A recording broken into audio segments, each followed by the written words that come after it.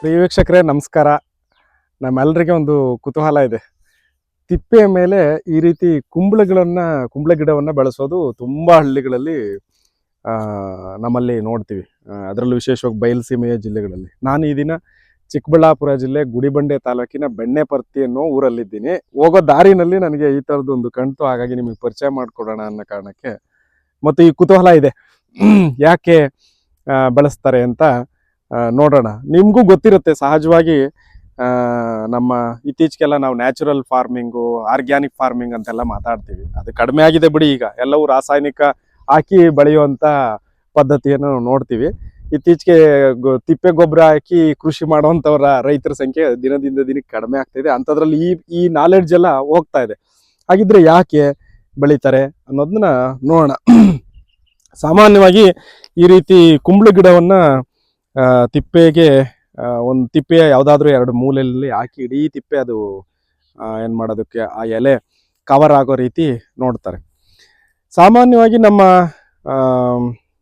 ಏನು ಹೇಳ್ತೀವಿ, ಹಸುವಿನ ಒಂದು ಗೊಬ್ಬರ ಇರ್ಬೋದು, ಅಥವಾ ಕುರಿ ಪಿಚ್ಚಿಗೆ ಇರ್ಬೋದು, ಹಸುವಿನ ಸಗಣಿ, ಈ ಥರದನ್ನೆಲ್ಲ ಒಂದು ಕಡೆ ಹಾಕಿದಾಗ ನೇರವಾಗಿ ಬಿಸಿಲಿಗೆ ಅದನ್ನೇನಾದರೂ ಬಿಟ್ಟರೆ ಆ ಗೊಬ್ಬರವನ್ನು ಅದರ ಏನು ಹೇಳ್ತಾರೆ, ಅದರಲ್ಲಿ ಇರಬಹುದಾದ ಗೊಬ್ಬರದಲ್ಲಿ ಇರಬಹುದಾದ ಸೂಕ್ಷ್ಮಾಣು ಜೀವಿಗಳು, ಒಂದು ಗೊಬ್ಬರ ಅದು ನಿಜವಾಗ್ಲೂ ಪರಿಣಾಮಕಾರಿಯಾಗಿ ನಮ್ಮ ಗಿಡಗಳಿಗೆ ಕೆಲಸ ಮಾಡಬೇಕು ಅಂತಂದ್ರೆ ಅದರಲ್ಲಿ ಸೂಕ್ಷ್ಮಾಣು ಜೀವಿಗಳು ಇರೋದು ಬಹಳ ಇಂಪಾರ್ಟೆಂಟ್.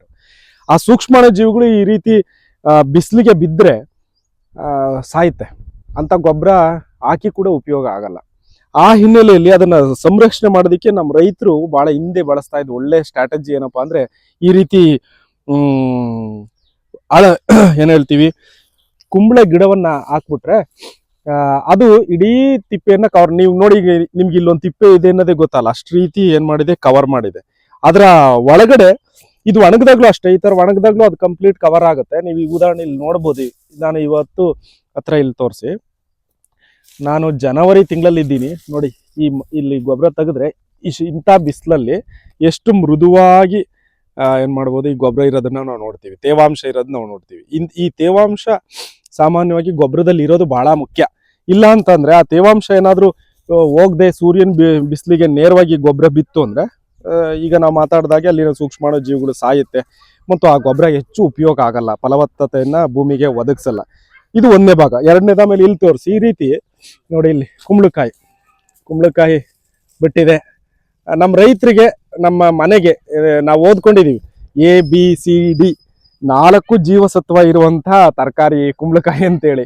ಹಾಗಾಗಿ ಅದು ಒಂದು ರೀತಿ ಗೊಬ್ಬರಕ್ಕೆ ಏನಾಗುತ್ತೆ, ರಕ್ಷಣೆನೂ ಕೊಡುತ್ತೆ, ಜೊತೆನಲ್ಲಿ ನಮಗೆ ಬೇಕಾದಂತ ಒಳ್ಳೆಯ ವಿಟಮಿನ್ಗಳಿರುವಂತ ಒಂದು ತರಕಾರಿಯನ್ನು ಕೂಡ ಕೊಡುತ್ತೆ. ನಾವಿಲ್ಲಿ ನೋಡ್ಬೋದು ನೋಡಿ ಸ್ನೇಹಿತರೆ, ಇನ್ನು ಇಲ್ಲೂ ಇದಾಗ್ತಾ ಇರೋದನ್ನ ನಾವು ನೋಡ್ಬೋದು.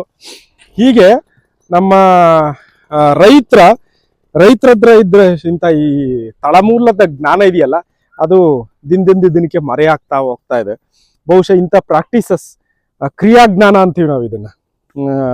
ಈ ಕ್ರಿಯಾಜ್ಞಾನ ಅಂದ್ರೆ ರೈತರು ಯಾವ ವಿಶ್ವವಿದ್ಯಾಲಯದವ್ರು ಕಲ್ತವ್ರಲ್ಲ, ಆದ್ರೆ ಅವರಲ್ಲಿದ್ದ ಇಂಥ ಅದ್ಭುತವಾದ ಜ್ಞಾನ ಬಹುಶಃ ನಾವು ಇನ್ನೊಂದು 2 ಪೀಳಿಗೆ ಅಷ್ಟೊತ್ತಿಗೆ ಮರ್ತೋಗ್ಬಿಡುತ್ತೆ. ಹಾಗಾಗಿ ಇಂಥ ನಾಲೆಡ್ಜ್ನ, ನಮ್ಮ ಪ್ರಾಕ್ಟೀಸಸ್ನ, ನಮ್ಮ ರೈತರ ಗ್ರಾಮೀಣ ಭಾಗದಲ್ಲಿರುವ ಇಂಥ ಸೂಕ್ಷ್ಮವಾದಂಥ ಸಂಗತಿಗಳನ್ನ ನಮ್ಮ ಮುಂದಿನ ಪೀಳಿಗೆಗೂ ಕೂಡ ಉಳಿಸುವಂಥದ್ದು ಬಹಳ ಇಂಪಾರ್ಟೆಂಟು. ಬಹುಶಃ ಆ ಹಿನ್ನೆಲೆಯಲ್ಲಿ ಈ ಒಂದು ಸಣ್ಣ ನಾಲೆಡ್ಜು, ನಮ್ಮ ರೈತರ ಕೊಟ್ಟಂಥ, ನಮ್ಮ ಪೂರ್ವಿಕ ರೈತರು ಕೊಟ್ಟಂಥ ನಾಲೆಡ್ಜನ್ನ ಬಹುಶಃ ಬಳಸಬೇಕು. ಎಲ್ಲೂ ಕೂಡ ರೈತರಲ್ಲಿ ವಿನಂತಿ, ಸಾಮಾನ್ಯ ಗೊಬ್ಬರ ತಂದು ಎಲ್ಲ ಬಿಸಿಲಲ್ಲಿ ಏರ್ಬಿಡೋದು, ಈ ಗೊಬ್ಬರ ಏರಿದ 1 ತಿಂಗಳಾದ್ಮೇಲೆ ಅದನ್ನು ಒತ್ತಾಕ್ಸೋದು ಅಂತ ಪ್ರಾಕ್ಟೀಸ್ ಮಾಡಬೇಡಿ. ಆದಷ್ಟು ನಿಮ್ಮ ತಿಪ್ಪೆಯನ್ನು ಹಾಕುವ ಸಂದರ್ಭದಲ್ಲಿ ಮರದ ನೆರಳು, ಎಲ್ಲಾದ್ರೂ ತಗ್ಗಿನ ಪ್ರದೇಶ ಇರುವಂತ ಕಡೆ ತಿಪ್ಪೆ ಹಾಕೋದು ಬಹಳ ಇಂಪಾರ್ಟೆಂಟು. ಹಾಕಿದಾಗ ಈ ರೀತಿ ಸಂರಕ್ಷಣೆ ಮಾಡ್ಕೊಳ್ಳೋಕೆ ನಮ್ಮ ಲೋಕಲ್ ನಾಲೆಡ್ಜ್ ಸಾಕಷ್ಟಿದೆ. ಅಂಥದ್ದನ್ನ ಪ್ರಾಕ್ಟೀಸಸ್ನ ನೀವು ಬಳಸ್ಕೊಳ್ಳಿ. ಆದಷ್ಟು ಸಾವಯವ ಕೃಷಿಯನ್ನ, ನಮ್ಮ ಈ ಥರದ ಗೊಬ್ಬರವನ್ನು ಬಳಸುವ ಮೂಲಕ ಏನ್ ಮಾಡಿ, ನಿಮ್ಮ ಆರೋಗ್ಯನೂ ಕಾಪಾಡ್ಕೊಳ್ಳಿ ಮತ್ತು ನೀವು ಬೆಳೆದಂತ ಆಹಾರ ತಿನ್ನುವಂತ ನಿಮ್ಮ ಗ್ರಾಹಕರ ಆರೋಗ್ಯವನ್ನು ಕಾಪಾಡಿ ಅಂತ ಹೇಳ್ತಾ ಈ ವಿಡಿಯೋ ಮುಗಿಸ್ತಾ ಇದ್ದೀನಿ. ನಮಸ್ಕಾರ.